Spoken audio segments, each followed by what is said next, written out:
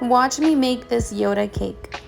I didn't have a good cake board, so I decided to make my own. And I got 3 of the little cheap ones that you get from Walmart, and I glued them together using hot glue. And I don't like how the border looks, so I'm just gonna add ribbon to the sides of it and cover that so it can give it a more elegant look.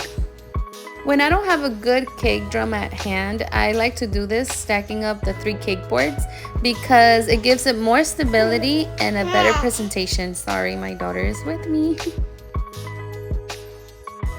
Okay, so now after cutting my ribbon, I start gluing everything down on the bottom of the cake board.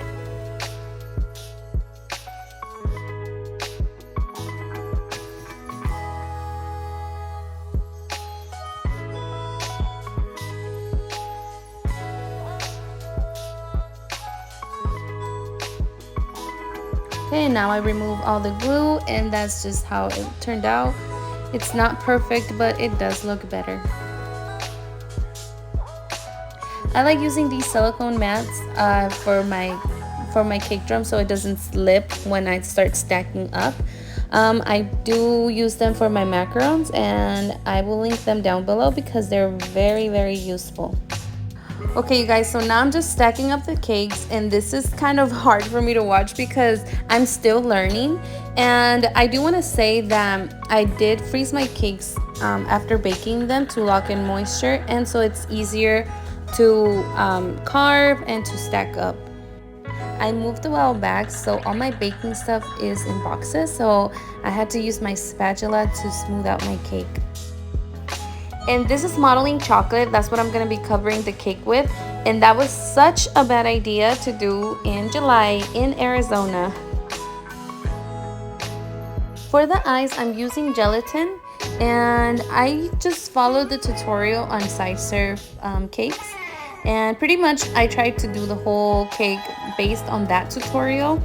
But it was not as easy as it looks. Okay, so now I'm just covering the cake, and yes, this is horrible. I'm doing a really bad job at it. I didn't have any gloves either, so you could see my fingerprints. I would really, really recommend you wear gloves when you're working with modeling chocolate.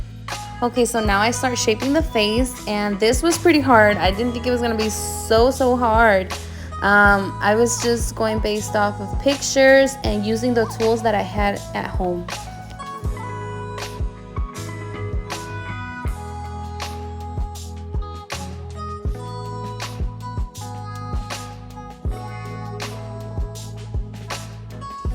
Now I was trying to make the mouth. I don't know what was going on, so then I made like a huge lip, and it looked pretty funny.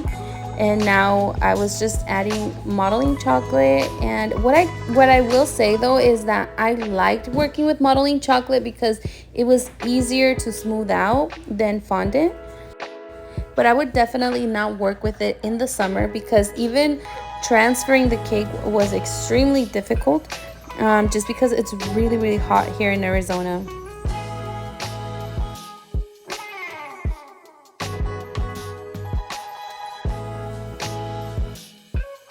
I told my husband to go get me some gloves, and he did, and that made it so much better. So I would definitely recommend you get gloves when you're working with modeling chocolate or fondant.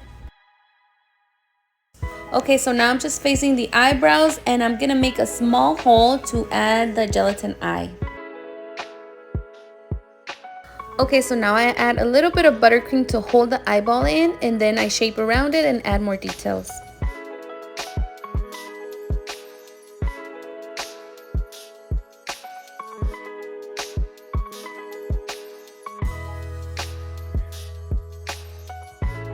At this point, it definitely looks like an alien, but I'm not really sure. I don't think it looks like baby Yoda. So I just kept reshaping and reshaping the face at this point, just trying to figure out what works and how it could look better. I would really suggest for you to have a lot of pictures that you could be looking at as you're doing this to make it easier for you. Okay, so now I'm just adding some modeling chocolate around the neck and smoothing it out. My chocolate had gotten hard at this point, so it was pretty hard for me to get off those prints and those imperfections. So that was pretty hard to do. And right here I'm just smoothing out with a little bit of water and just using my tools. I almost gave up at recording, so you guys didn't see me putting the ears. I just felt like I was doing such a horrible job, and I was just like, no, I don't even want to share this. But I started recording, and well, I put a skewer through the head to hold the ears, and I just started shaping them.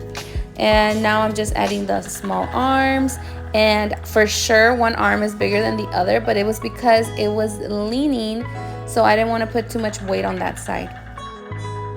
Now I wanted to give it some color, so I just mixed a little bit of gel food coloring and water, and I started adding that on there, and then I used a paper towel to dry it out.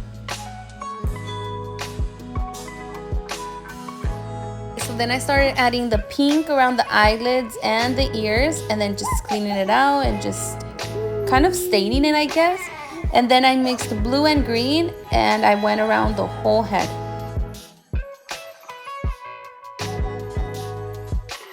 And make sure to dry everything with a paper towel.